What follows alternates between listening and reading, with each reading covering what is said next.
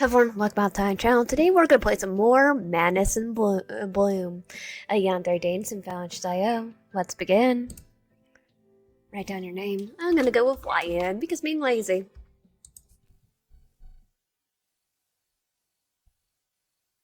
It was past midnight. They were alive when the faint hum of crickets and whispers of leaves in the breeze. Slowly the moonlight slid across the garden, and there he was, kneeling in the dirt like a night had claimed him as its own. The air shifted, carrying a faint rustle through the pale petals, swaying in the glow. He rose and started towards me. Each step measured, a single white flower cradled in his hand. Not gonna try to mispronounce it. His face was calm, but his eyes locked onto me like nothing else in the world existed. I'll protect you, no matter what. Even if the whole world turns against you, I'll still be here. He held the flower out to me, the white petals catching the moonlight like they'd been dripped in silver. I'll be your best friend, your lover. Whatever you need me to be, as long as you stay by my side. His gaze doesn't waver. There's a warmth there, but also something that makes my chest feel tight. Because once you find where you belong, you never leave, right?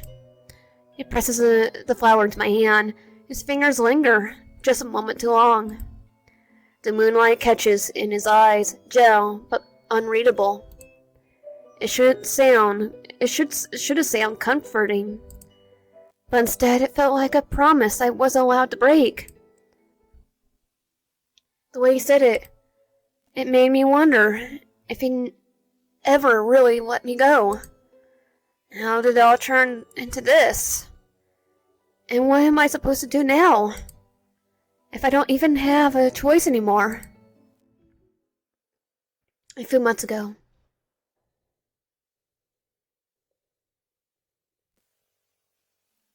It started like any other Monday, with me dragging myself out of bed, hair a mess and brain still half asleep. I got dressed in the usual outfit that somehow manages to look both acceptable and like I gave up. Brushed my teeth while giving my affection that "you got this" probably look. And just like that, I was back at my desk. The office offered the usual features: a digital desk, a neat rows, the soft hum of computers, and that annoying buzzing light in the corner that never got fixed.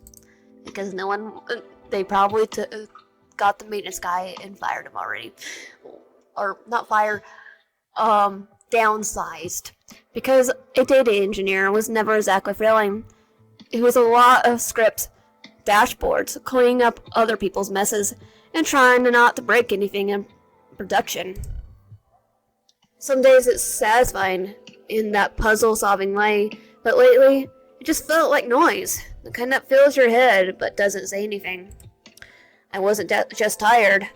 I was tired of feeling tired, mentally clustered, emotionally foggy, like I was running on autopilot, waiting for something to wake me up.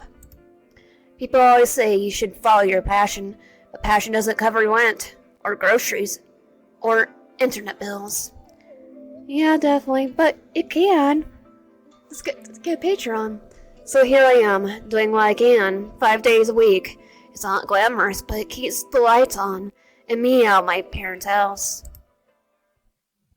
Although around lunchtime my phone lit up. I figured it was my best friend sending me a meme, or maybe one of those random sushi coupons I always forgot to use. Just the usual stuff that makes a sad office lunch a little less sad. But no, it was from Liam.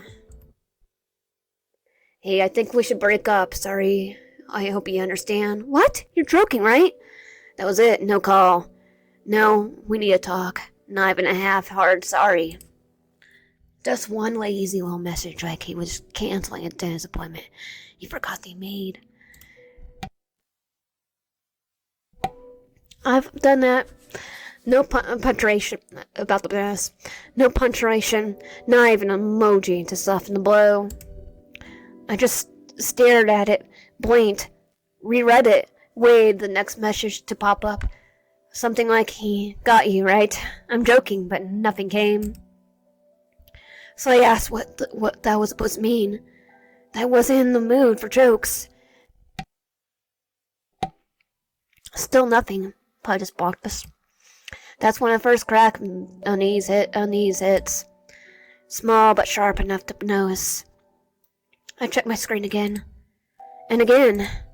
5 minutes later, I was still staring at the same empty chat box. And it looked like my messages never went through. I was annoyed, but I told myself to just ignore it and get back to work like nothing happened. I don't think we can. And when I couldn't, it kept circling in my head. Sure, we've been in a little distant lately. We were both busy, especially Liam, who's been buried in some big project. I hadn't been bothering him much, unless I could even remember the last time we had a proper date. But it's not like we fought. No big arguments, no slumbering grudges. So why break up? And like this, it didn't make sense. I kept turning it over in my mind until I decided I could just call him tonight when I got home. Maybe that's what he wanted.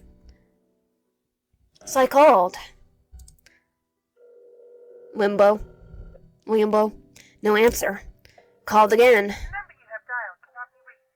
Please try again later. This time I got the number you have dialed can't be reached. aka block. It felt like someone had just punched me in the stomach. Was this real, breaking up out of nowhere, Liam and me? Did something happen? No, now I was actually worried. I grabbed my phone again and decided to call April, my best friend. I called her. No answer. I froze. For a second, I actually wondered if my phone was broken, or if my closest people have decided to pull some ridiculous prank on me.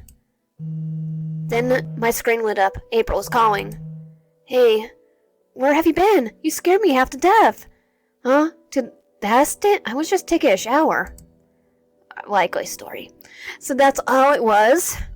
You're so dramatic. What's going on? I can't reach Liam. He's probably just buried in work, like always. Yeah, but he sent me this strange message and he didn't answer when I called. That's never happened before. What's a message? That he's breaking up with me. Huh. Please, Liam breaking up with you? That's like the sun not rising. Not gonna happen. I don't know. I just felt uneasy. You're overthinking it, honestly. You probably just caught him at a bad time. Forget about it for tonight. How can I sleep after that? Look, it's not late for me. It's too late for me to call him now. I'll check in with him tomorrow, promise. Thanks, April. Because I think he blocked me. Yeah.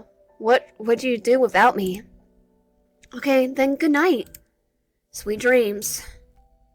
It felt a little lighter after talking to her, like she managed to talk me down from her ledge. But deep down, I knew something was off. I just couldn't explain it. So I did the only thing I could, crawl into bed and pretend to sleep would come.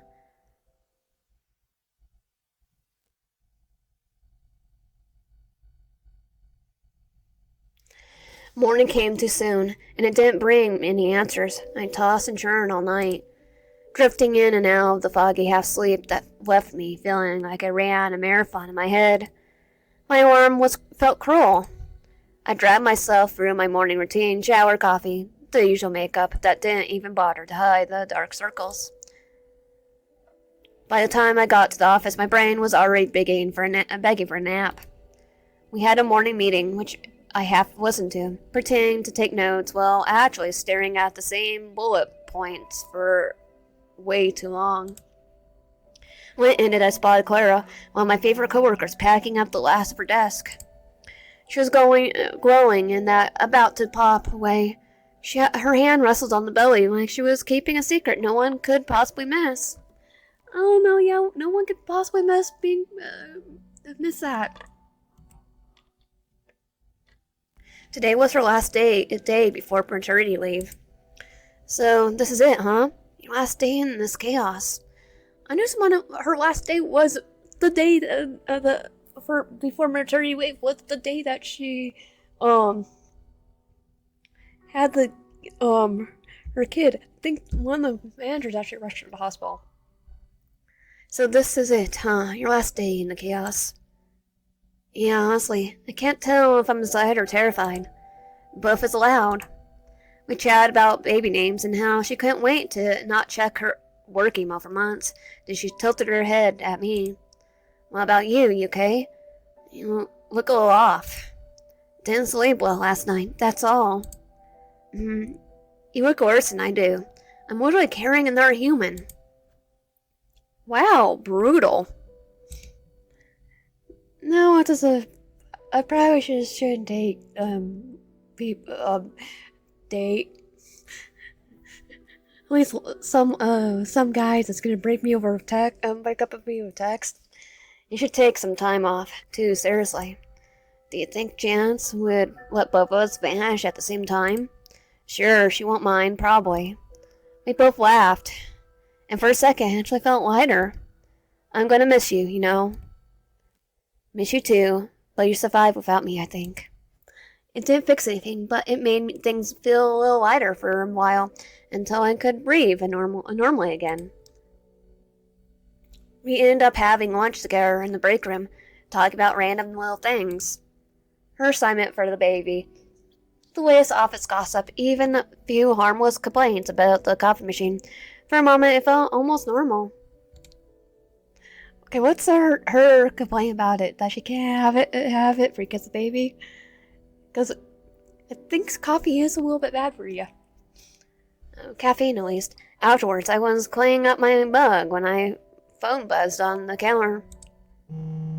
April, finally. Hey, so how are you? Don't ask. Were you able to reach him? Yeah. Is he alright? So you're worried about him. April? Just tell me. What did he say? The breakup. Is it real? Yeah. He said it is. For a second, I misheard her, but she didn't repeat herself, and I didn't ask her to. I just sat there, staring at the walk like I might have the answers. That's it? He didn't mention anything else? Yeah, that's it. When I asked him why, he just hung up on me. Still don't believe you. Sorry, April. I dragged you into my mess. Forget about him. He doesn't deserve you. I don't think April deserves us either. I have to get back to work. Alright, I'll call you later tonight. Again later. It was like my brain had put up a soundproof wall between me and what I just heard. The words reached me, but they didn't land. No heartbreak. No fury. Just a dull, flat quiet in my head. I didn't even know what I was supposed to feel. Sadness. Anger. Maybe anger at both of them. Betrayal. And betrayal. Nothing fit. Oh, the betrayal and the anger definitely fit. So I went back to work, finished the day without remembering a single thing I did, and went straight home. I didn't eat. I didn't even try to distract myself. Just crawled into bed and let exhaustion win. April never called back or text. Maybe she thought I needed space. Or maybe she just didn't know what to say either. Last night didn't feel like sleep. It felt like I blacked out and somehow woke up hours later. I opened my eyes 2 hours before my alarm. The sky outside still pitch black.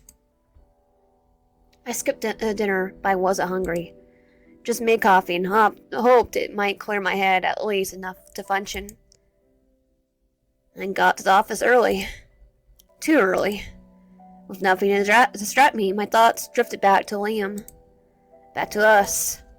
If I was going to get through this, I decided I have to treat it like a problem to solve rationally, No drama, no spiraling. We met again. We met about 3 years ago. Through mutual friends. The same night, he told me he fallen for me. At first sight. That I was the one. That's the red flag. Guarantee it's probably gonna be more red flagged than our Yandere. He chased me for over a year before I finally gave in and said yes. So how could he just end it like that? In a single message, no conversation, no explanation. So suddenly, no way, that wasn't him. It didn't fit. I stopped there, letting the thoughts hang in my head like an unanswered question, and buried myself in work. I ended up having lunch with one of the juniors from our team, Ethan. He's young, maybe always smiling about something, the kind of person you can make even the Monday meeting sound exciting. Feels weird without Miss Clara, doesn't it? Yeah, it does. He's right. The office feels quieter without her, not in a peaceful way, more like when you notice a picture missing from the wall. You barely touched your food. Everything okay? Just no appetite. He nodded, but didn't push. Someone needs to tell us, like, he wasn't worth it. No one is worth it. No one that breaks up with you through text is worth it. So any idea who's taking her place? Well, technically she's still gonna have her job until he really does let you keep your job. I heard someone coming in next week. I hope they're good. Big shoes to fill. We both smiled faintly at that, then went back to picking at our food. Two people making small talk to fill the gap Clara left behind. We went back to work, and then my phone buzzed. I thought it might be April checking if I was still alive or just miserably surviving. But no. It was from Tasha. Tasha, a friend from college I haven't spoken to in years. Should I read it now? Open the message. Almost didn't open it. But I did. No matter what, we're gonna still open it anyway. Hey, I wasn't sure if I should say anything, but I want to know. But I'd want to know if it was me. Who was it? There they were. William and April. Cheating. He was cheating on us. And she was a lying piece of crap. The shock hit me so hard it felt like the floor had tilted under me. My legs went weak, my hands shook, and for a second, I couldn't get enough air in my lungs.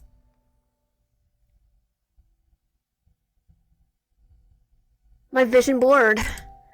Ethan rushed over, an alarm all over his face. He led me out of the terrace, pressed a bottle of water into my hand. Are you okay? Yeah, thanks. I'm fine. You should go back. Are you sure? Because I'm fine, really. I'll follow you in a few minutes. Okay. When he's gone, I just stood there, gripping the bottle like it might keep me upright. I didn't need to look at the photo again. It was all burned into my mind. April and William at some cozy little cafe, the kind of place you go on dates that feel special. Leaning in close, holding hands. She was wearing his hoodie. I didn't scream. I didn't cry. All I know is both of them are a piece of crap. Friends shouldn't be trying to steal your man. And man should know better. So red flags on both of them. The heart was pounding, but my face stayed blank, like every emotion had short-circuited at once. I wonder if he did the same line. You're the one for me. You're the one. Something in me quietly snapped. A thread I didn't even know I'd been holding onto finally gave away, leaving me strangely weightless. Why? Why April?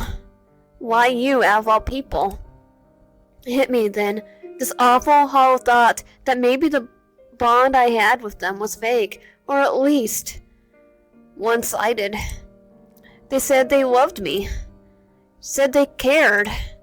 I trusted them. I would have given them everything. So why did I deserve this? We didn't deserve it. I couldn't bring myself to call April.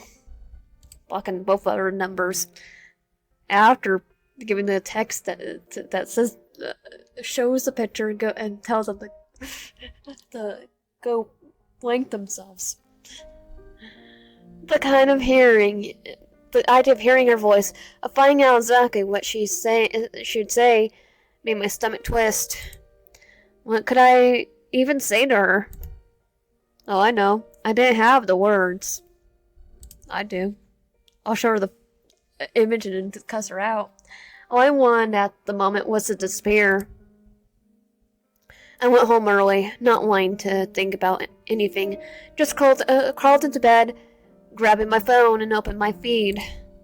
Letting my thumbs do the thinking for me. Vacation ads, cooking videos, yoga girls on cliffs.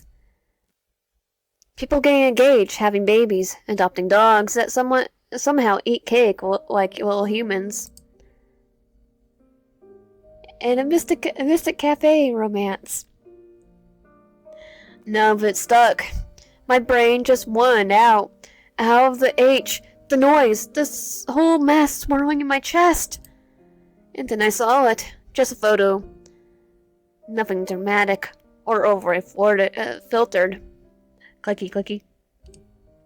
A crooked little cabin with a slanted roof, tucked between tall pines and bathed in the soft, sleepy kind of golden light.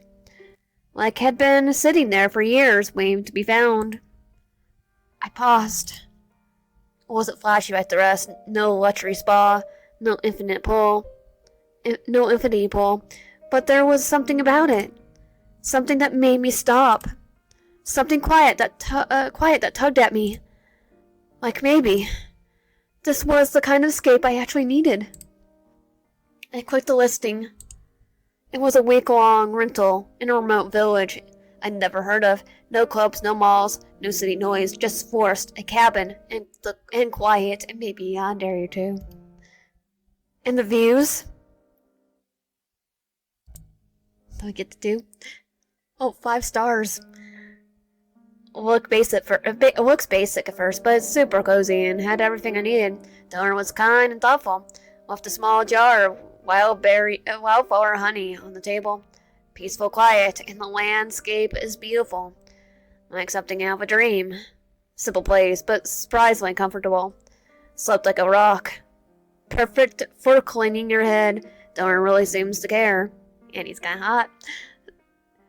Safe and quiet and strangely healing. I don't want to leave. They weren't fake sounding or salesy, just honest, thoughtful. That last one hit me right in the chest. Strangely healing. God, I wanted that. Not a vacation, not a self-worthy trip. I just wanted to be somewhere that didn't remind me of anything. And the price ridiculously cheap. Like, why isn't this a scam cheap? But at this point, I don't even care.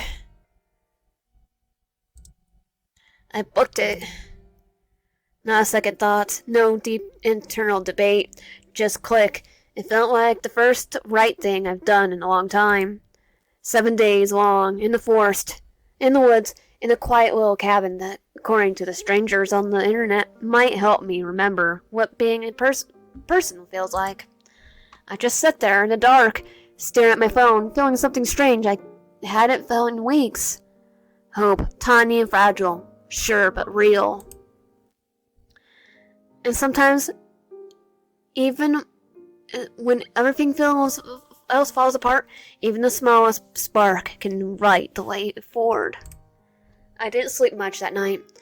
I booked the cabin, but for once it wasn't the usual anxious tossing and turning. There was this quiet little buzzing under my skin, like my body didn't quite know what to do with this feeling of doing something just for me. Not to please anyone, just because I had to.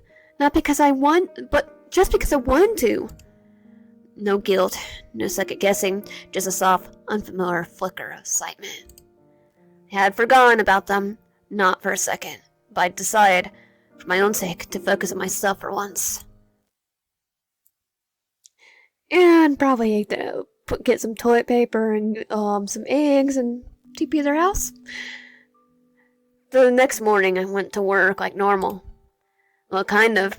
My body went, but my brain, I had already checked out and was somewhere deep in the pine forest, staring up at the sky and smelling fresh air that didn't reek of burnt coffee and toner.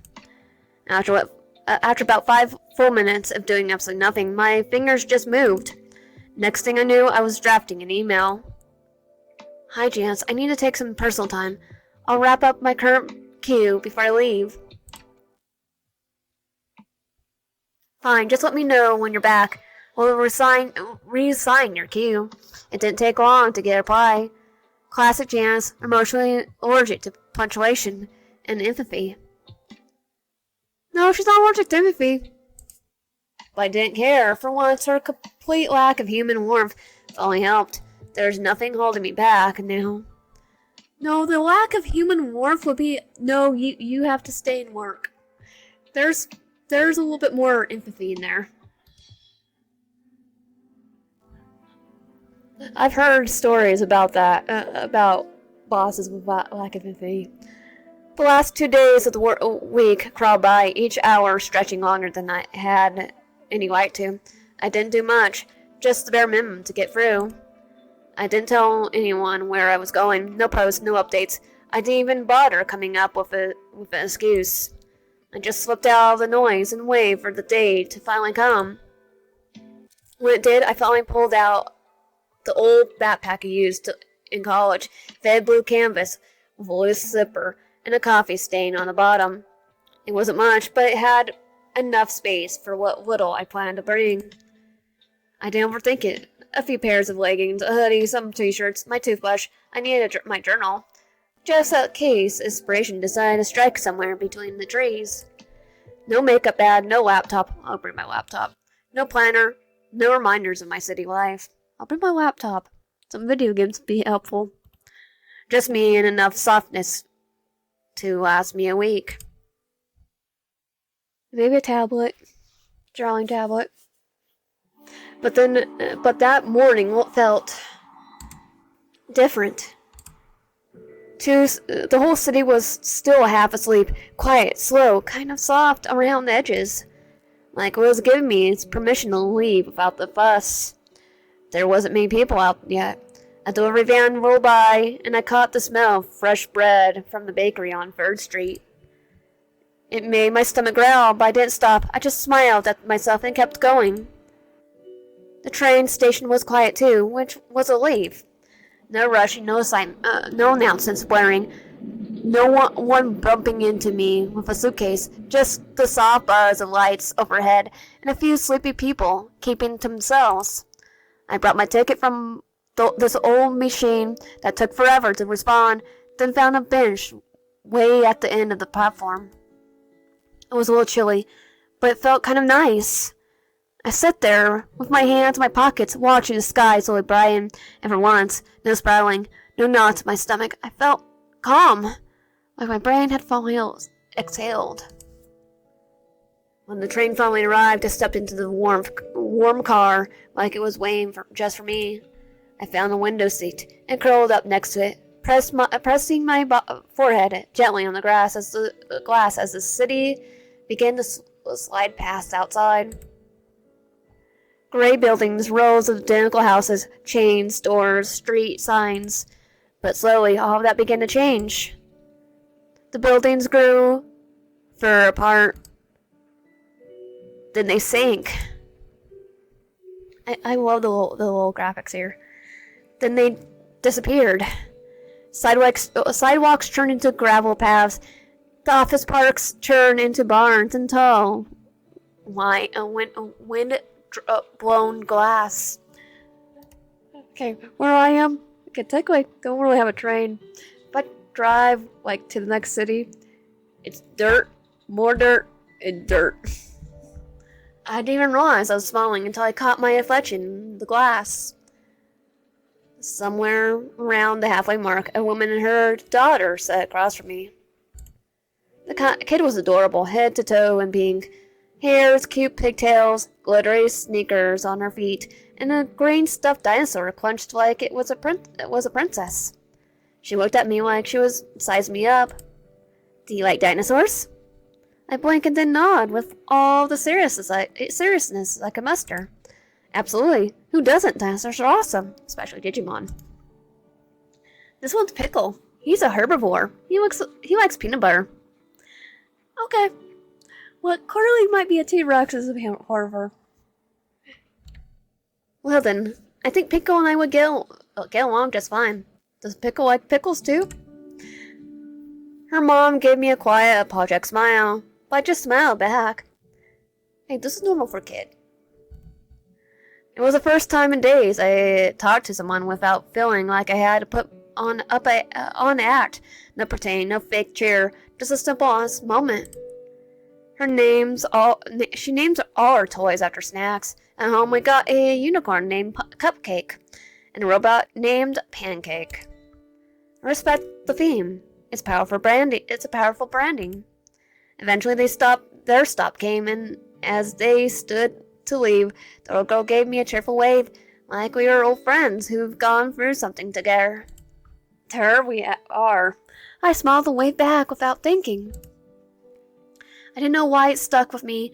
Maybe it was because it reminded me that even when you feel completely empty out, small moments can still slip in and fill you up a little. Once they left, it was just me again, but it didn't feel lonely. It felt peaceful. Like the silence was a good thing this time. Like maybe I didn't need to be surrounded by noise to feel okay. The trees grew thicker, taller, darker. The horizon opened into wide, rolling fields. Lakes simmered in the distance like mirrors. The sky looked bigger out there, like it didn't belong to the city at all. I lost track of time. I stopped checking and stopped looking at my phone. I just watched, wide-eyed and quiet, as the world slowly shifted into something I hadn't realized I was craving. Next and final stop, Greystone Village. That was it, my stop, the last one on the line. I stood up slowly, shouldered my backpack, and stared out at the platform as it came into view.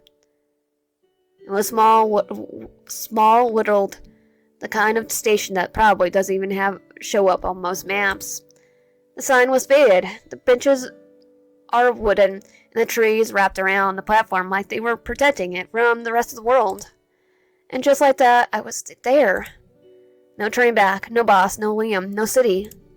Just me in a forest, and whatever this week was going to be.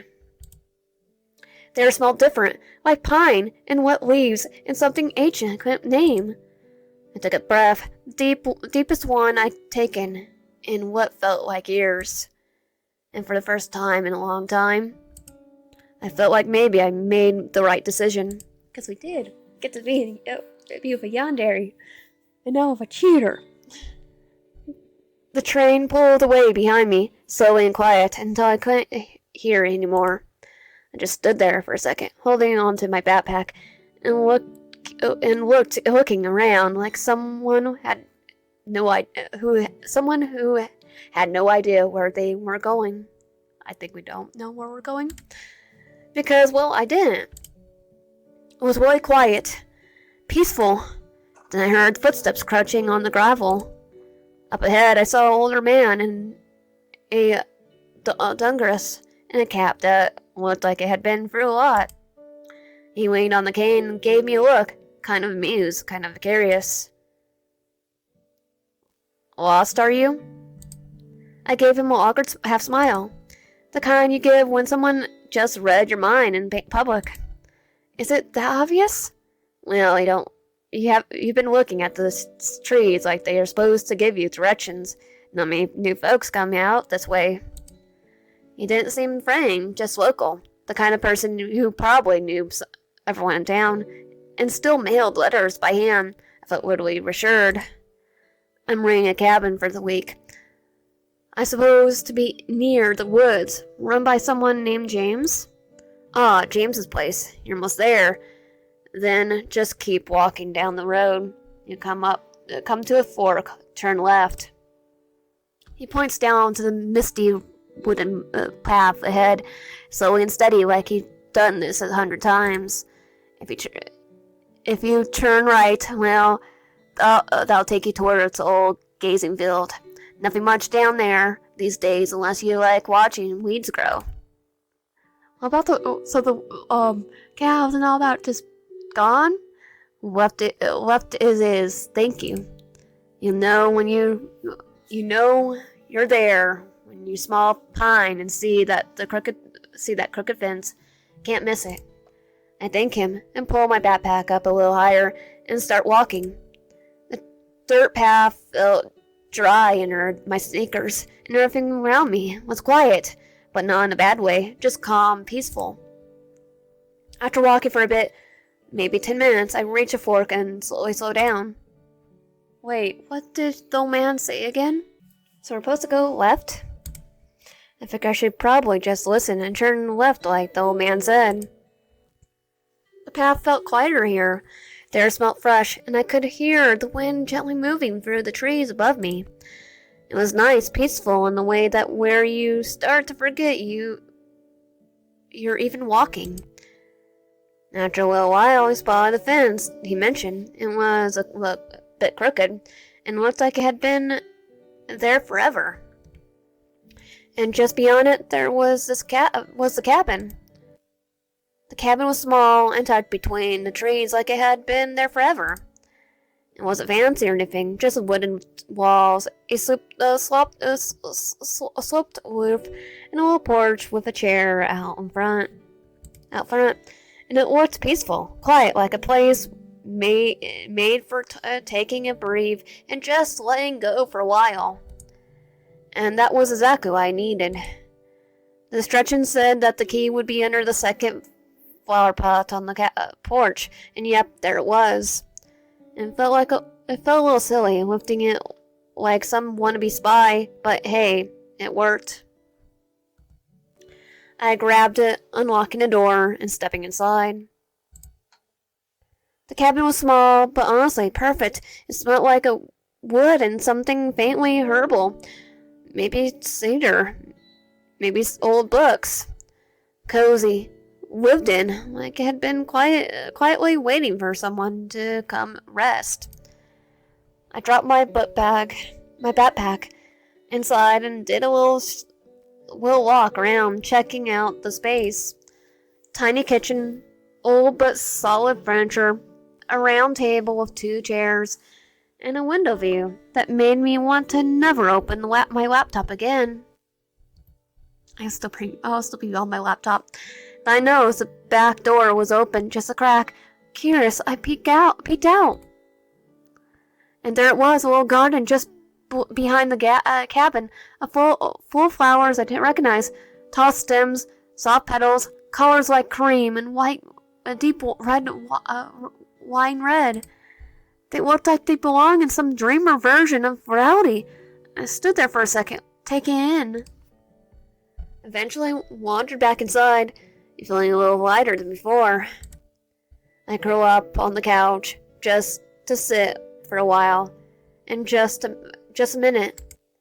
But then I let out one long yawn, and I wish my body decided that was more than enough for today, because the next thing I knew, I was totally out.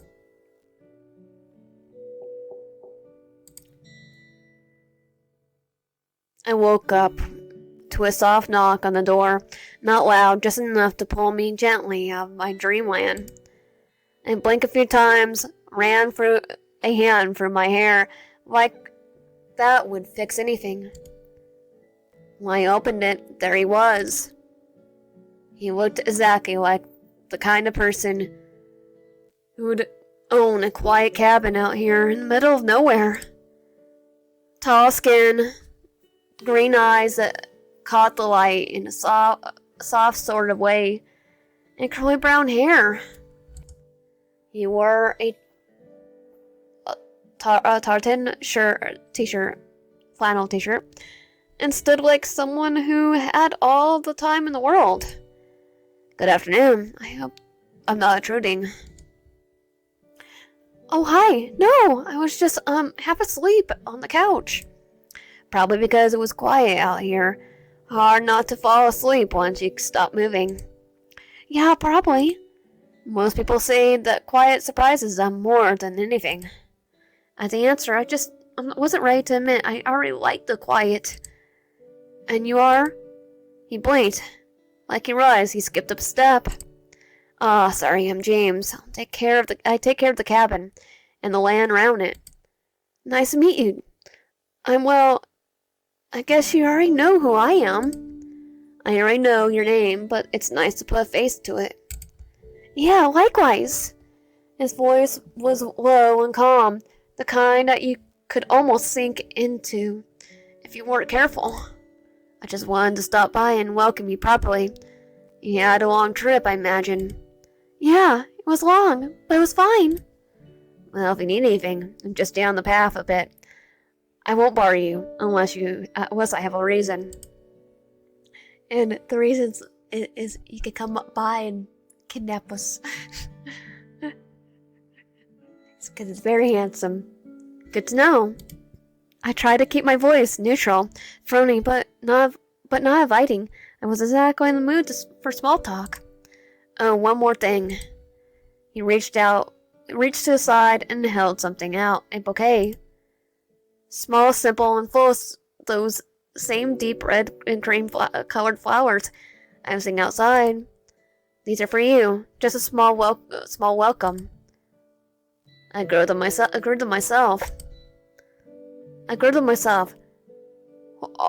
Horticulture's a bit more than it's a bit more than a hobby. Should I accept the bouquet? Well, I'm gonna accept. Accept. Thanks. They're nice. I wasn't sure what else to say. The bouquet felt a little too gentle for the state I was in, but I took anyway. Carefully, like it might fall apart, as if I breathed too hard. He handed them to me gently, like he didn't want to crush a single petal. They're this type of flower. I grew them at my place, not far from here. He didn't push for more conversation, just gave a small nod and stepped back, giving me space. Then I'll leave you to settle in. Alright, thanks again. And just like that, he turned and walked off, boots crunching softly on the gravel. I stood there for a second, holding the flowers like I wasn't sure what to do with them. Nice gesture, maybe too nice. Still, I didn't hate it. Chapter complete. Prologue.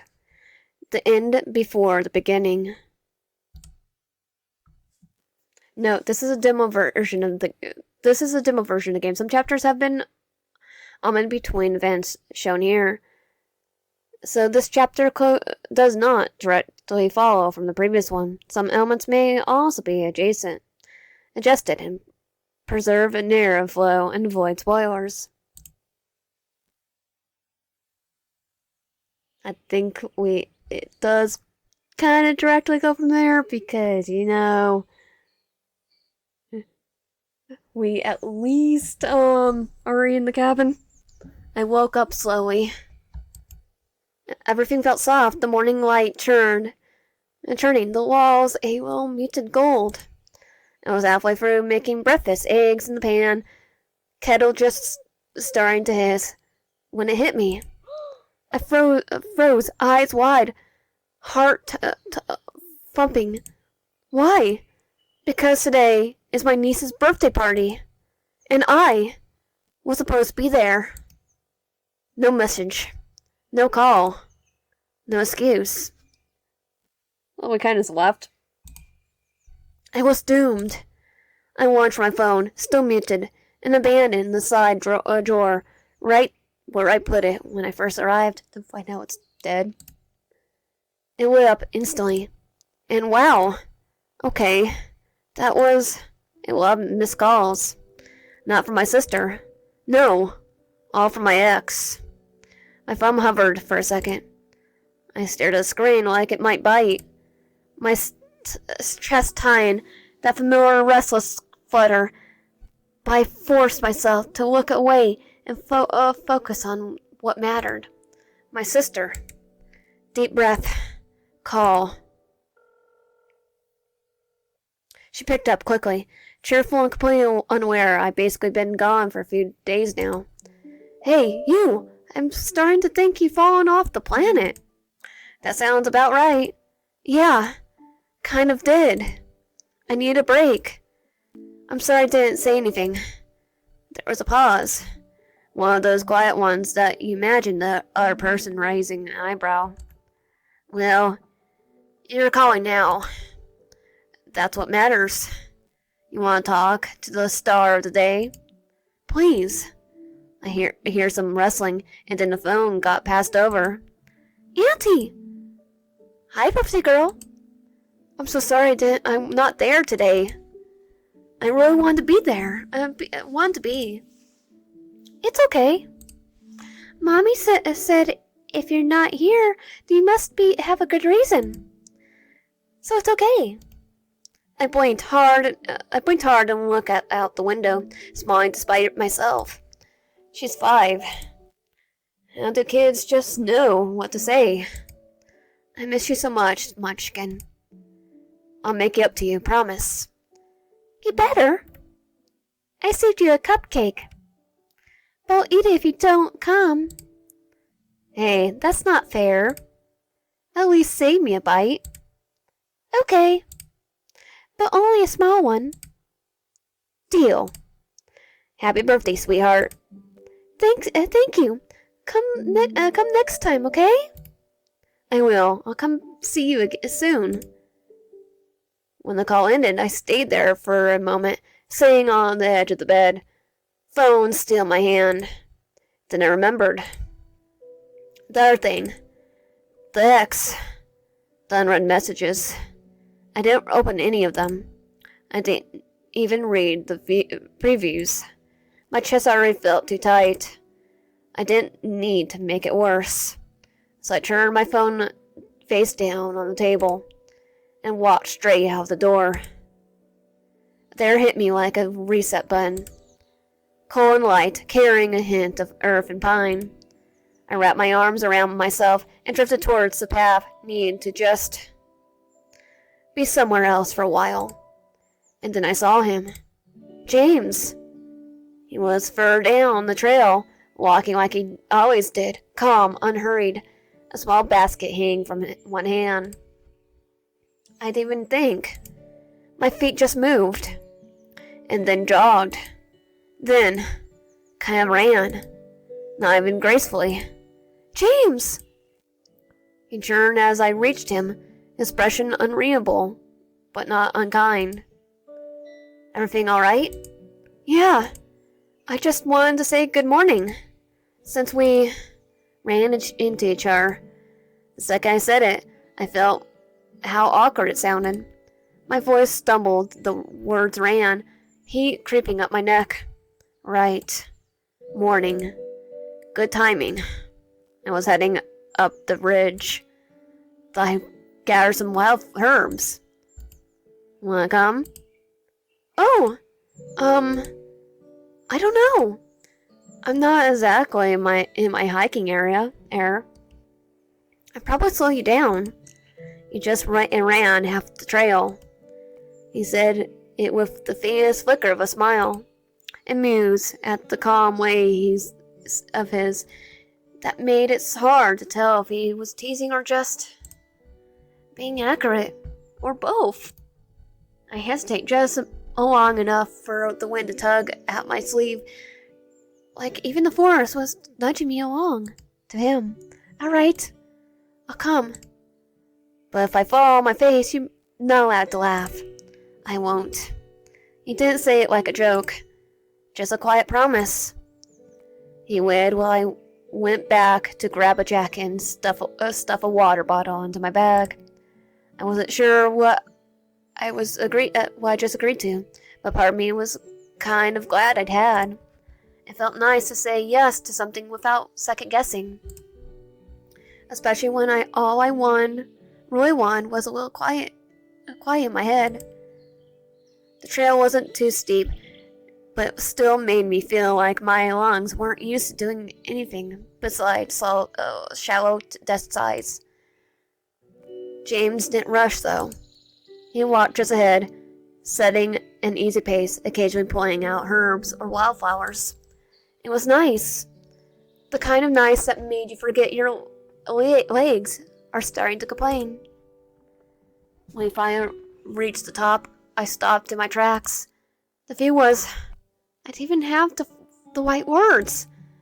The whole valley opened up in front of us like a storybook. Trees, rolling hills, a slow river winding through the fields. It looked like something someone painted when they wanted to feel peaceful. Wow! Not bad, huh? Do you think? Would it be okay if I yelled just to hear it echo? Go ahead. I let out a small, nervous laugh, then took a deep breath. At first, I just yelled something silly. Something like, hello! Because what else do you even yell from a mountaintop? Then, without thinking, the words changed. Not what I meant to say. How could you do this to me? To me! Was I a joke to you? To you? Fine. Go. Be happy together. Together. I'm done. It echoed back, distant, hollow. I couldn't tell if it sounded like an agreement or something else entirely. I covered my face before the tears came. Big, ugly, unexpected ones. I crouched down, curling in on myself, like I could hold it all in. James didn't say anything. He didn't ask what was wrong or move to comfort me. But I could feel that he hadn't walked away either. He stood nearby, close enough I could feel it, far enough to let me breathe. He's definitely gonna kidnap us. Alright, I'll stay with him. I don't know how long I stayed like that. Eventually, the tears slowed. My breathing steadied. And I know Liam's probably gonna be a love interest, but screw him. The wind felt cooler against my face, and the world stopped spinning quite so fast. Footsteps echoed against the grass. Then James knelt beside me, not quite close, but near enough. He held out a water bottle I packed earlier. You should drink something. Stay hydrated. I took it well with a small, shaky hand, still sniffling and probably a mess. I look really bad right now. No one stays pretty all the time. I blinked at him, then laughed again. It was a strange thing to say. Not comforting exactly. Just honest.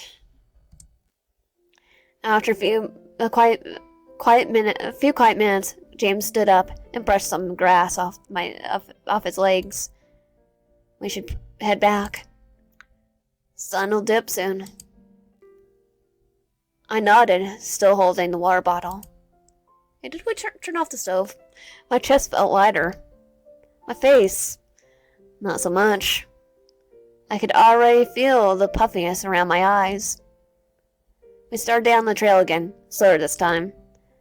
There was cooler up here, and every now and then a breeze would sneak through the trees and making everything just a little more alive. Then I heard it, soft bubbling, almost like a whisper in the quiet. Is that water?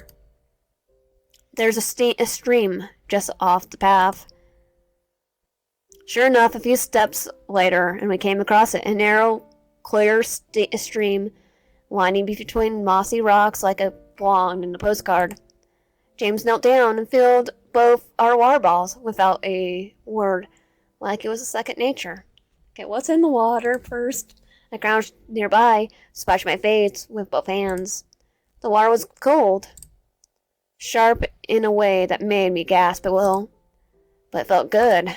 Clean, that went deeper than skin. Okay, that's probably the best face wash I've ever had. James didn't say anything, but I caught the faintest smile when I glanced over. We were about to head off again, side by side, through the soft light, when something tugged at me. A tiny voice inside that just wouldn't shut up. Hey, James? He slowed down and looked over, and I guess I must have sounded more serious than I meant to, because his expression shifted a little. Can I hug you? He froze. Completely. I don't think he even blinked. And then when my brain finally caught up with my mouth... wait!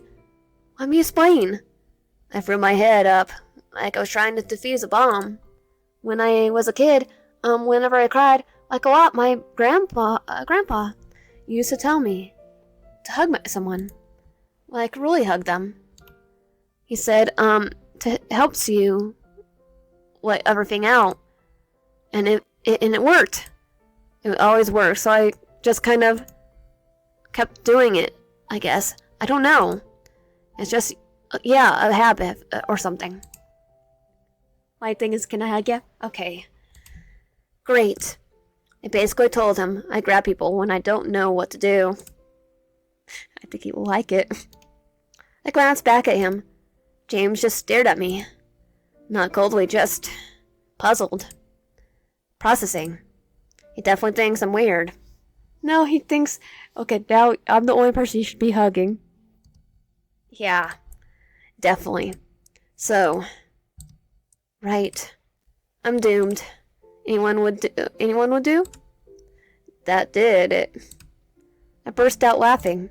It was like had been waiting for an excuse. You will just do only you now. Only you. Sorry. That was kind of weird to ask. Just forget it. Or I just hug that tree over there. I could just hug that tree over there. I turned towards it. But before I could take a step, James tilted his head slightly and opened his arms. Just a little. Almost like he was offering. Not sure, not pushing, just there. Hug James. He felt solid, warm. He didn't hug me back. He just stood there, laying me. And I felt small, a little awkward. Like I didn't quite know how to be a person for a second. I thought you said you had to squeeze our person for your hug to work. I laughed a little, nose half buried against his shirt, and I felt his hand carefully steady tap the top of my head like you would with a kid who's been crying too long. You must be really tired. And just like that, I remembered why I asked this in the first place.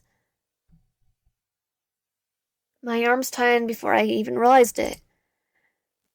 So I held onto him with everything I had left in me. Everything aged, every lonely moment, every drop of sadness I hadn't let out until now. Not because he's asked, not because he said something special, but because for the first time in a long time, someone stayed still when I reached out. We didn't talk much on the way back. The trail felt easier downhill. Okay, mine would be easier uphill probably. My legs ached in a good way, like they actually done something worthwhile.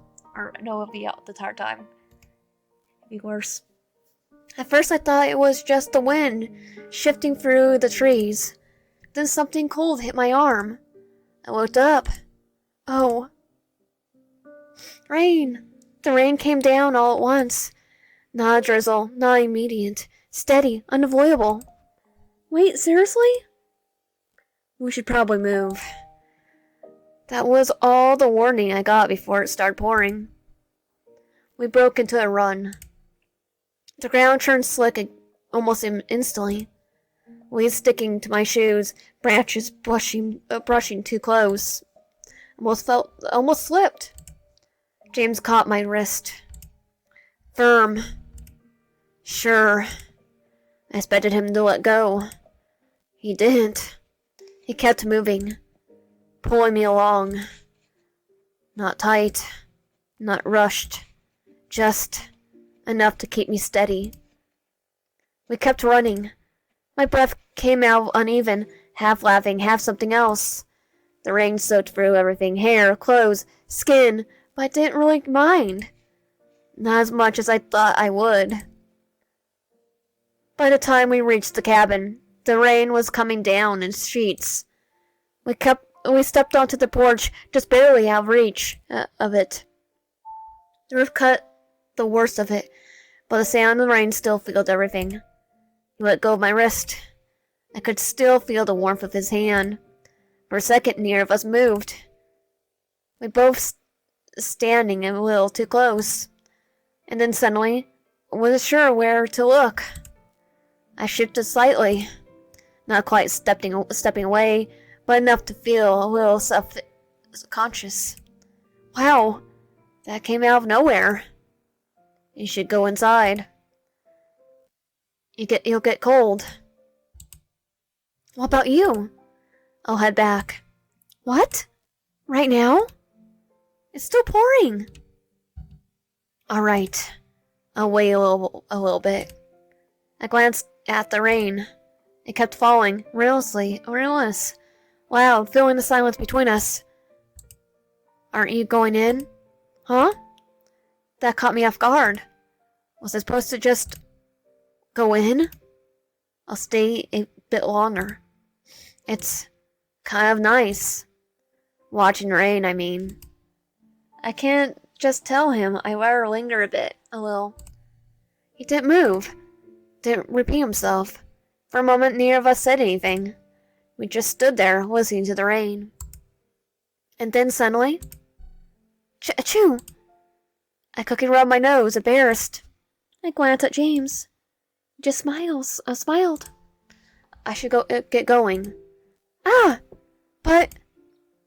He didn't stop. He just kept walking. No rush this time, even as the rain slipped through him. I kept watching until he disappeared from view. Then I pushed the door open and stepped inside, still dripping. My body was sore, my eyes heavy, and was completely drenched. But my head, it felt clearer than it had in a long time. My phone was still on the table, right where I left it.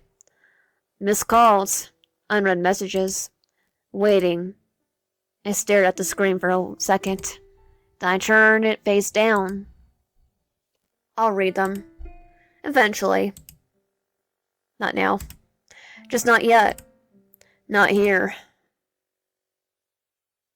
Chapter complete. Between Tears and Rain. Continue. Note, this is a demo version of the game. Some chapters may have been omitted between events shown here, so this chapter does not directly follow the previous one. Some notes may also be adjusted to preserve narrative flow and avoid spoilers. Just have to tell everyone. The train hummed the same way it had a week ago, low, steady, almost sleepy. But I didn't feel the same. I was bracing myself for it. The familiar post-vacation drop. That, oh God, I have to go back to my life feeling. The tight chest. Or the fact that the Yandere didn't kidnap us. The quiet countdown to reality catching up. Instead, I felt lighter. Not healed. Not fixed. Just less heavy. Like something small was taken out of me without asking. The way I didn't notice until it was gone. I rested my head against the window and watched the countryside slip past in long green strokes, bored by speed. Fields, Trees. A few stubborn houses, too close to the tracks. Gray stone shrinking behind me, piece by piece, until it was just a name again. I went there to be alone, to disappear for a week, to try at least to put myself back together. Maybe cry dramatically into a pillow. Maybe pretend William and April never existed. And somehow I end up enjoying myself more than I thought I would. Moving around. The forest. The mountains. Sometimes alone. And sometimes with James. I kept replaying those moments in my head. Quiet, over and over. Until I fell asleep.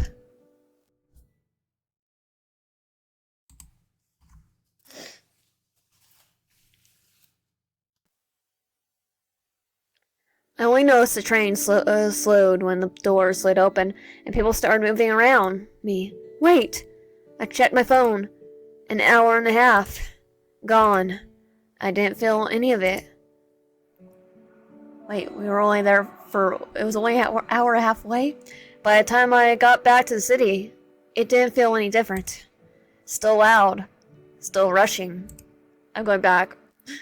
Still moving like I've never gone. I grabbed a few groceries on the way home, threw something vaguely edible together for lunch, and then headed straight to my apartment. No detours. No overthinking. The moment I was inside, I kicked off my shoes and threw myself onto my bed like gravity had finally caught up with me. Then, muscle memory, I reached for my phone. Old habits die hard. William's messages were still there. Unread. I stared at them for a second. Not yet. I still wasn't in a mood to open that door. I considered deleting them, but in the end, I just ignored them again. I let them sit there a little longer. They aren't going anywhere.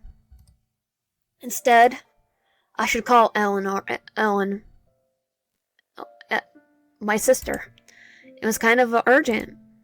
I had skipped the birthday party. I promised Sophia I'll come see her as soon as I can. As I could.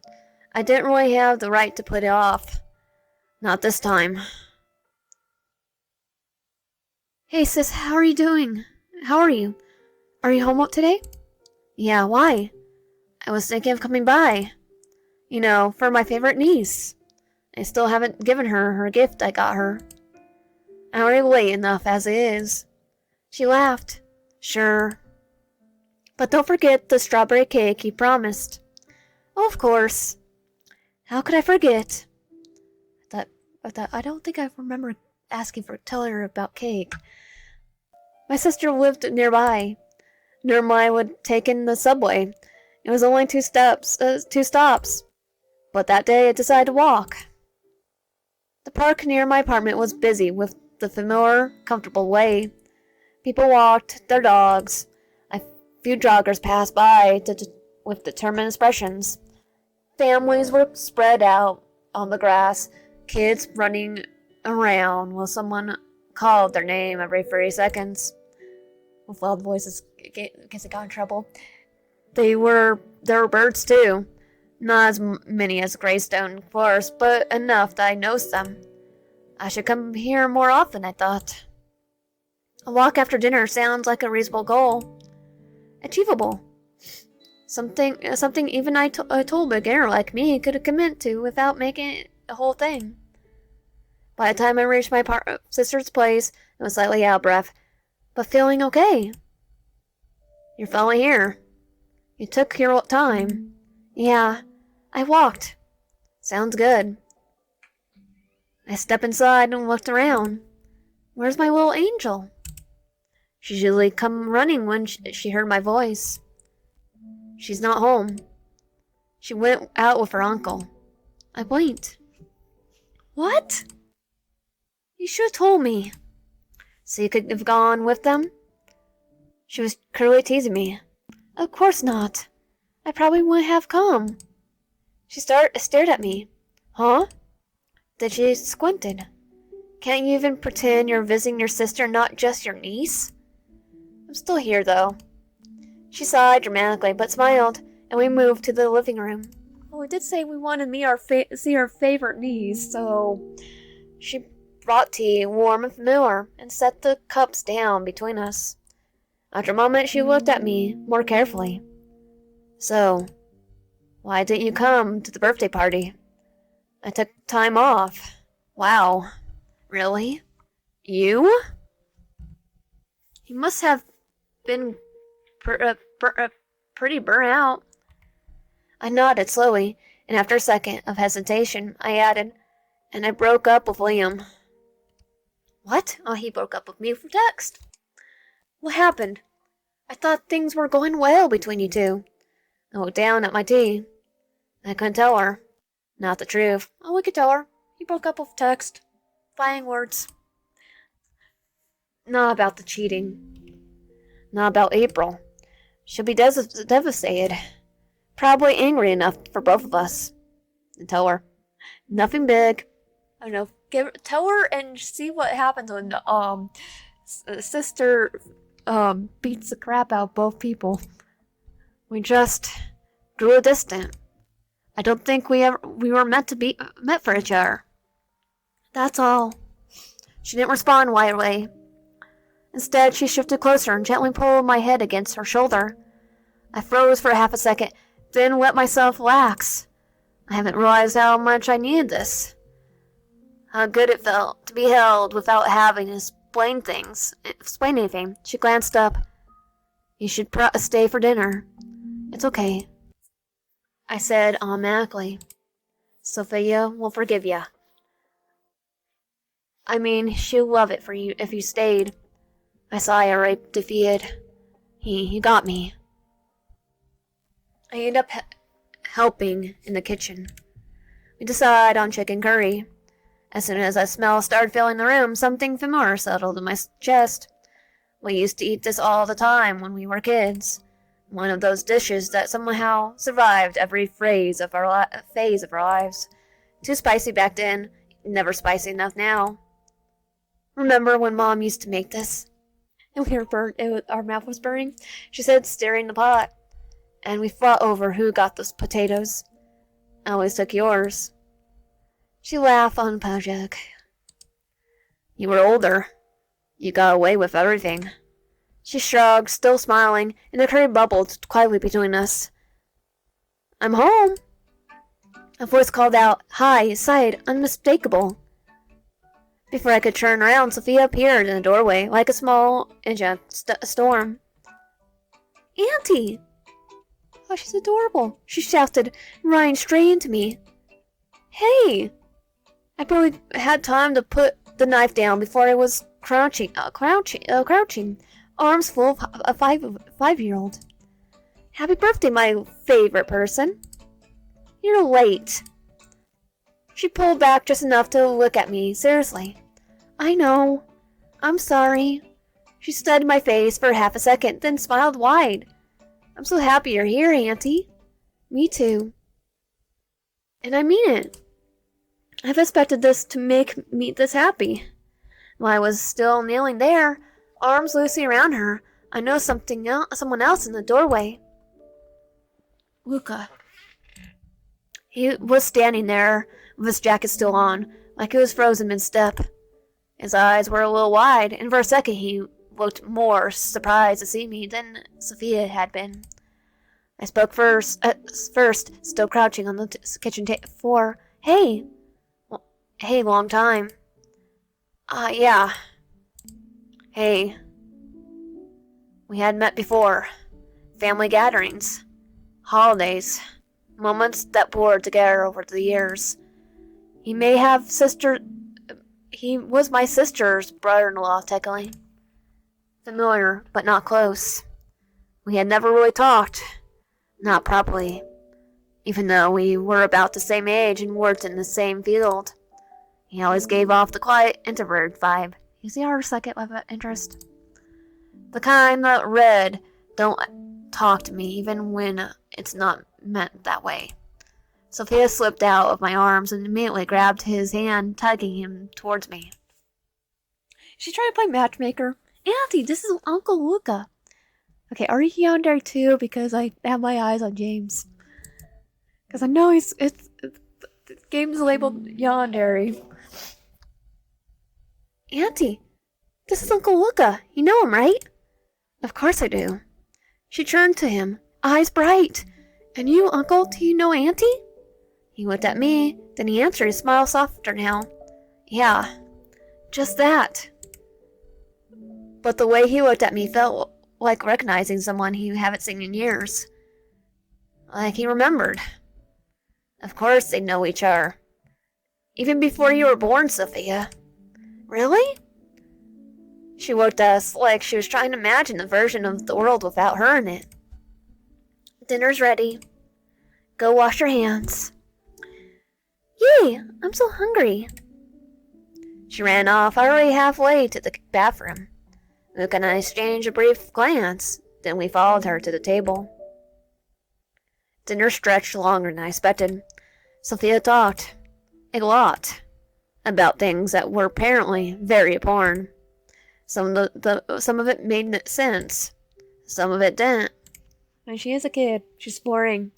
There were hand gestures evolving either way, wide and dramatic, nearly knocking over her glass at least once. Luca listened like every word mattered. He asked questions, not the hurried kind, not the nice kind, not that nice kind, real ones. The kind that made Sophia pause and think before answering, like she was being taken seriously instead of humored. Since when had those two become so close? Almost felt a little jealous of Luca. Eleanor watched them with quiet amusement, occasionally stepping in to remind Sophia to eat instead of narrating. I mostly listened. There was something smoothing about it, being at the table where nothing is expected of me beyond showing up, just being included by default. Auntie, you know, I went to the planetarium today with Uncle Luca. Oh, so how was it? It was pretty. Their stars were shiny and beautiful. Uncle Luca said that in summer we'll go camping and we'll be able to see lots of real stars. That sounds fun. She looked at me hopefully. You'll come too, Auntie? That caught me off guard. I didn't want to make a promise I couldn't. Wasn't sure I could keep. Luca looked at me then, a soft smile appearing again. It would be great if you could make it. For a second, I almost said yes. I mean, how do you even refuse when he says it like that? Before I could come up with anything to say, my sister cleared her throat. Am I not invited, Sophia? Sophia blinked. Of course, Mommy. You must come too. That broke it. The moment passed, just like that. After dinner, we did the dishes together. Not rushed. Comfortable. By the time everything was done, it was already getting late. I said my goodbyes. I was the first to leave. I heard their voices from the kitchen. You're not taking her home? Huh? You brought her bought her a car, right? Didn't you? Yeah, I did. I'll go then. Wait, what? Bought my car? I was slipping my shoes back on when Luca copped me near the door. Hey, are you heading home? I nodded, adjusting my bag on my shoulder. Then I'll be going. I actually brought my car. Oh, you brought your car. I'll take you home, if you like. It was said casually. No pressure. Like it was just a practical suggestion. And suddenly was aware of how late it had gone. How tired I was. I looked back at Luca. He was waiting, hands in his pockets, expression open. Like neither answer was fine. I'll accept Luca's offer. I hesitated for a moment, then nodded. Yeah, that would be nice. Okay. My car's just around the corner. We stepped outside together. The streets felt quieter now, most windows lit, the city setting into the evening rhythm. Luca, Luca unlocks the car and walks around to open the passenger door for me before I can even think about it. Oh, thanks. No problem. The inside of the car was warm, faintly smelling like coffee and something clean I couldn't quite place. Window cleaner? That's cute. I'm taking a guess that's they left the teddy bear in the car for Sophia. I buckled my seatbelt when I got in, the door closing with a soft final sound. And then I noticed it.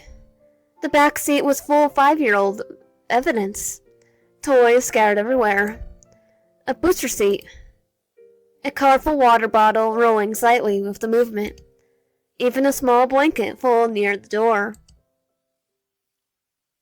I'm gonna stop real quick and say, yeah, that's an Audi. That's an Audi symbol. I really tried, not to react. It's going 90 miles per hour? I failed. Looks like Sophia's living in your car. He laughed, a little sheepish. Looks like you two spend a lot of time together. Well, he has a car. Not that much. Mostly on weekends. Sometimes I pick her up from kindergarten when her mom is busy. That surprises me. My sister had never asked me to pick up Sophia because we don't have a car. Not once. We walked everywhere in the subway.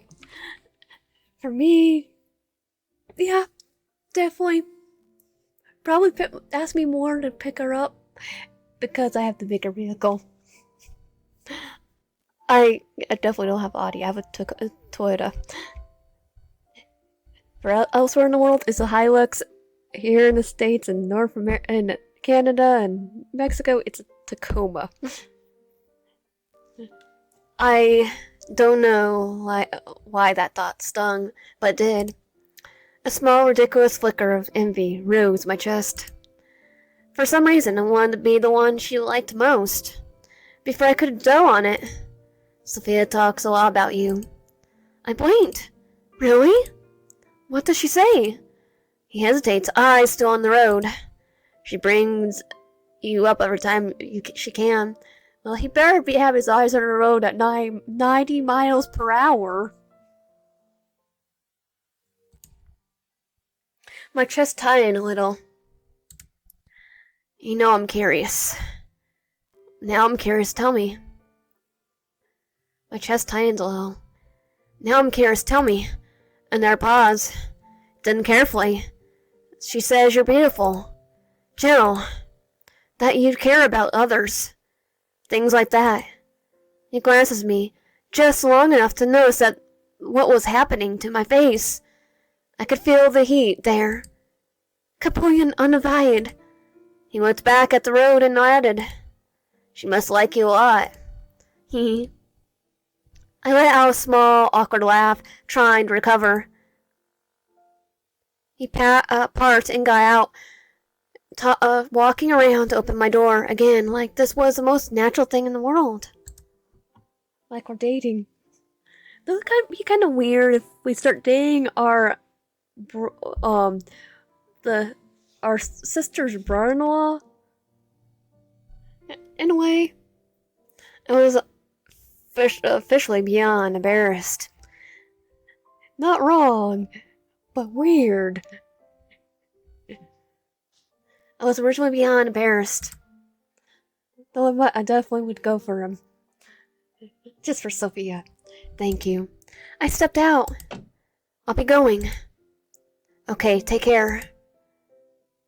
I nodded and headed inside. A little quicker than necessary. Plus he has an Audi. My chest was still going somewhere unhelpful.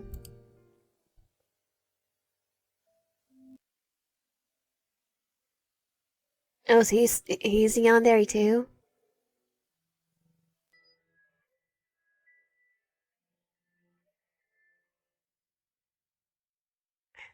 I love that. Okay, is he Yandere too? Do we have two Yandere love interest?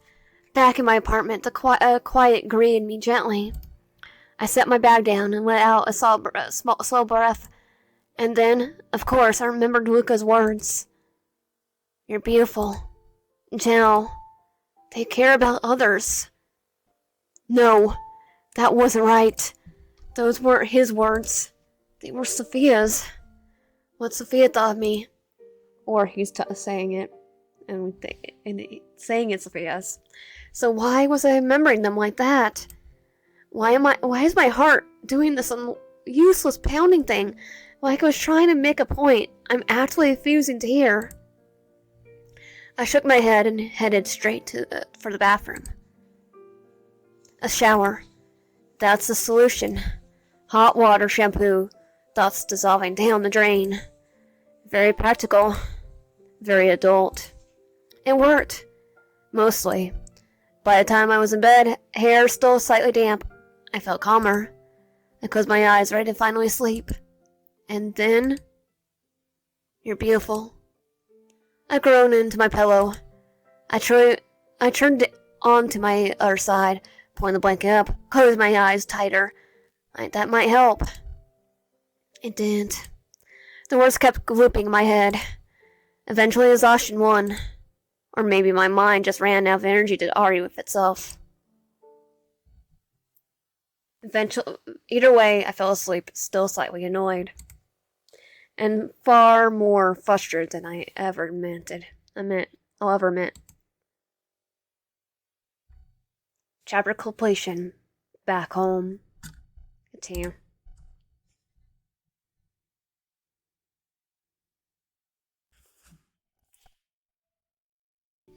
Morning came faster than I expected. I woke up before my alarm, staring at the ceiling for a second. A little confused by the unfamiliar feeling in my chest. Energy. Actually, usable energy. I sat up, waiting for the usual heaviness to settle in. The recurrence, the mental barging, the quiet dread of another workday. It didn't come. Instead, I swung my legs out of bed and stood, stretching without thinking about it. That's what happens when you're on vacation. My body felt lighter. Not rested exactly, just willing. Outside, the city was already awake. Cars passing. Voices drifting up from the street. Life moving forward, whether I was ready or not. This time, I was. I showered quickly, got dressed, and even took a moment to choose what to wear instead of grabbing the first thing within reach.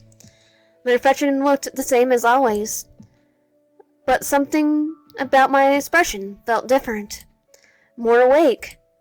More present. I grabbed my bag, checked my phone. Nothing I needed to deal with right now, and I headed out. It's like, nah, we don't need to look at his messages. As I locked the door behind me, I realized I'm actually looking forward to the day. Work didn't feel like something I had to survive anymore. The office greeted me with its usual low hum, keyboards, distant chatter, and the smell of bad coffee. I walked in with a small smile, greeting a few people on my way to my desk. Someone noticed immediately. Morning. Wow. You're literally shining. Guess that vacation worked. I laughed. Yeah. Completely. I feel relieved. So where did you go? Parents? Hotel with a pool? Somewhere abroad? Nope. A small cabin in the forest. Oh. That sounds incredibly relaxing. Yeah, I met someone. It was just trees, fresh air, and the kind of quiet you don't really get here. And a cute guy. It may or may not be Yandere. It's nice. The people there were kind too. Maybe I should try that. You should. He smiled and suddenly looked up past me, his expression shifting. Oh, here he is. Who? Hello, Mr. Luca. I turned around, and there he was. Luca. That Luca. Eleanor's brother-in-law. Oh, he took her place. Eleanor's brother-in-law, Sophia's uncle. I looked away a little too quickly. Right. Last night. I paused and strained, forcing myself to focus. Then I exhaled, inhaled, and put my best professional smile. The one that said I was calm, capable, and definitely not sprawling internally. Hello! Even obvious to the internal chaos gestured between us. This is Mr. Luca. He's here as Miss Clara's replacement. Okay, we already know him. He started last week while you were away. I nod, still processing. Luca didn't look surprised, which was confusing. Hello, Ryan. Was surprised to see you here. Ah, so you didn't know. He was pretending we were strangers. He wasn't pretending we were strangers either. Right. I'm surprised too. Ethan's eyes flickered between us, curiously already brewing. Brewing. Oh. You two already know each other? I hesitate. Maybe pretending we were strangers would have been more convenient. Before I could decide, Luca smiled and answered. We're family. Oh no. That was the worst possible answer. Ethan perked up instantly. Really? How are you related? A small spike of panic hit. Luca looked like he was about to give a full-on explanation. Siblings in-laws. Probably Sophia's name. I cut in quickly. We're very distant cousins. Oh, to say we're in-law, or, he's our brother-in-law. It seems even a little more weird to say we're distant cousins, especially when might be our love interest. I said a little too smoothly. We mostly know each other by sight. Barely talked. Basically strangers, really. See? He didn't know I worked here, and I didn't know he was coming. It wasn't exactly a lie. No, it's a lie. Distant cousins is a lie. Just a simplified version. I'd be ashamed that he's our brother-in-law, though. Ethan nodded, satisfied. I see. Yuka looked at me. Would he technically be our brother-in-law? Because she's married to, him? Just say he's, the brother, your sister's brother-in-law. Puzzled. Very puzzled. Ethan headed back to his desk, already distracted by something else. The moment he was out of earshot, I turned to Luca, dropped the smile, and lowered my voice. We need to talk. He stiffened almost immediately. Are you sure? He hesitated, searching my face. Angry? Huh? Why would I be? Maybe because we're working together now. No, I'm not. I paused and sighed, rubbing my temple. Just don't go around saying we're family. He looked genuinely surprised. Oh, okay. Then what should I say? I said earlier that we're distant cousins. Say our sister's brother-in-law, so he's technically family. What's so embarrassing about that? We just didn't talk. Very distant. Okay, I'll do that. Don't misunderstand. Just enough that we can marry. Second cousins once removed. All joke aside, what's wrong with him being our sister's brother-in-law? I added softer this time. It's just better to avoid unnecessary gossip here. Got it. Alright. I'll go back to work. See you. I walked away, But the moment I sat down, my thoughts started circling. Was I too harsh? Yeah. I hadn't meant to snap. I just panicked.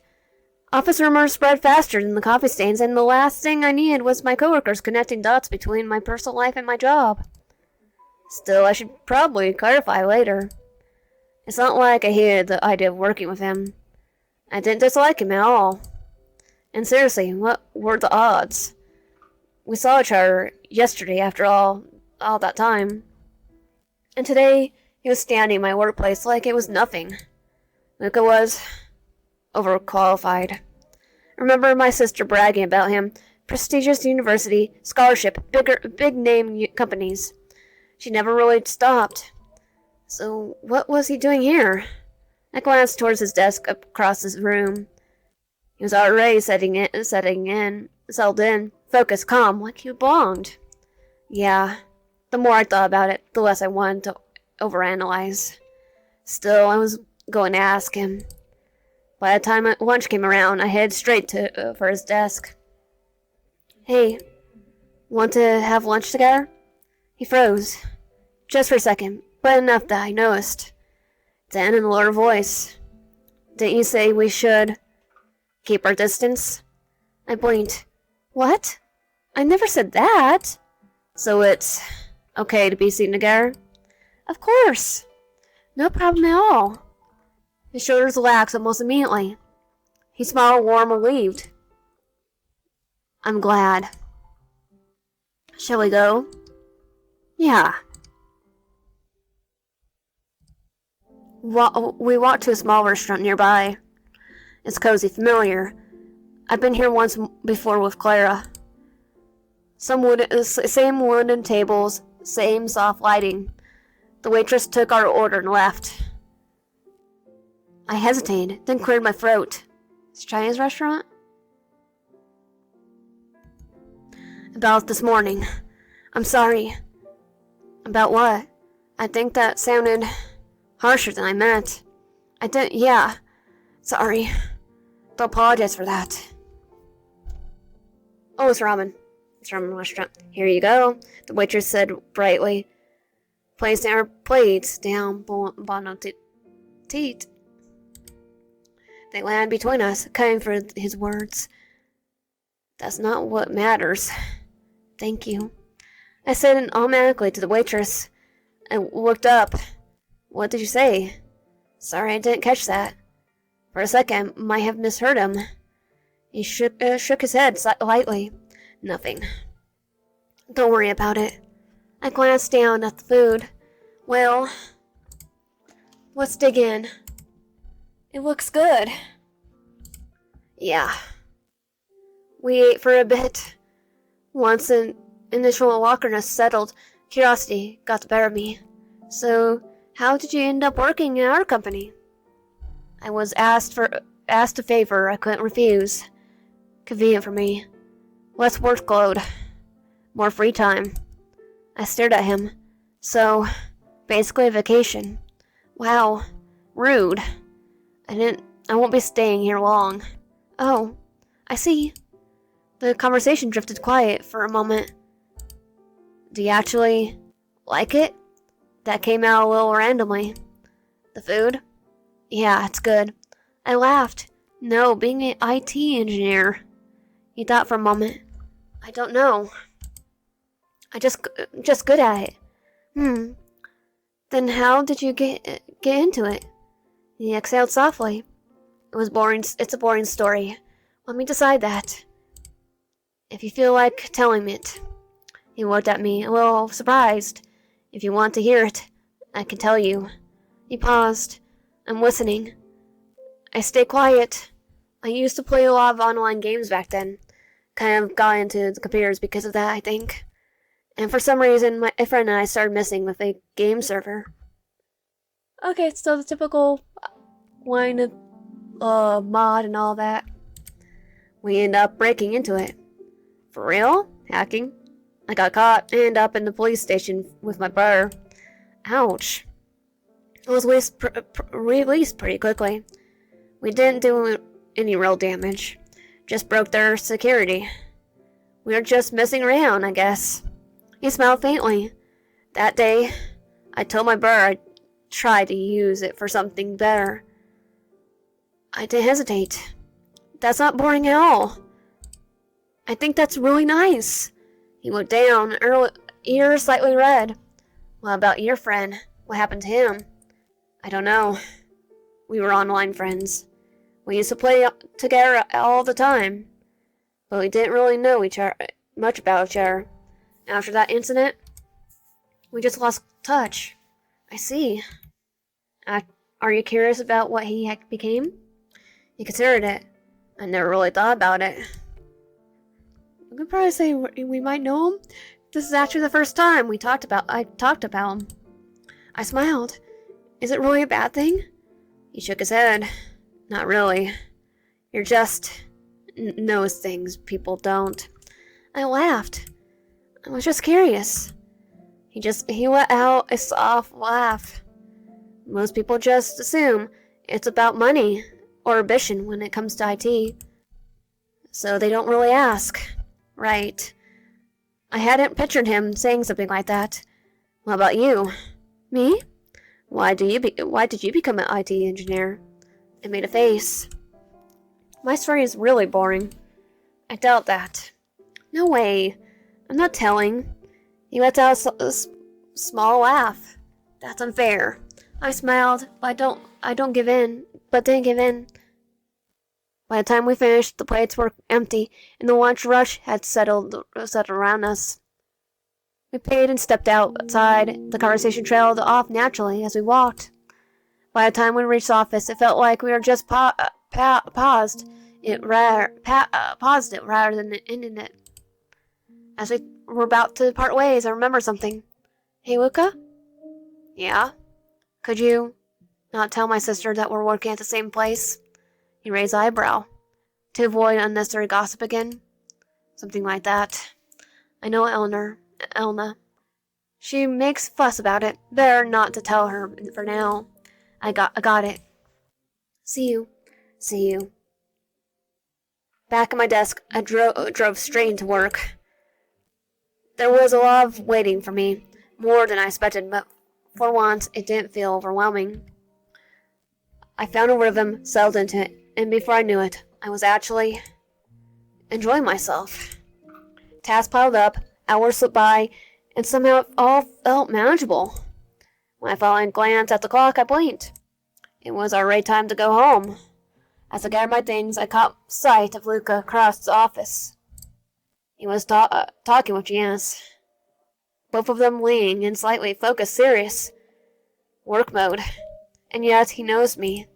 He looked up, smiled, and gave a small wave. The kind that said goodbye, see you tomorrow. I waved back awkwardly and slipped out. A small sigh once I was outside. Great. Now people definitely know we know each other. Not just know each other.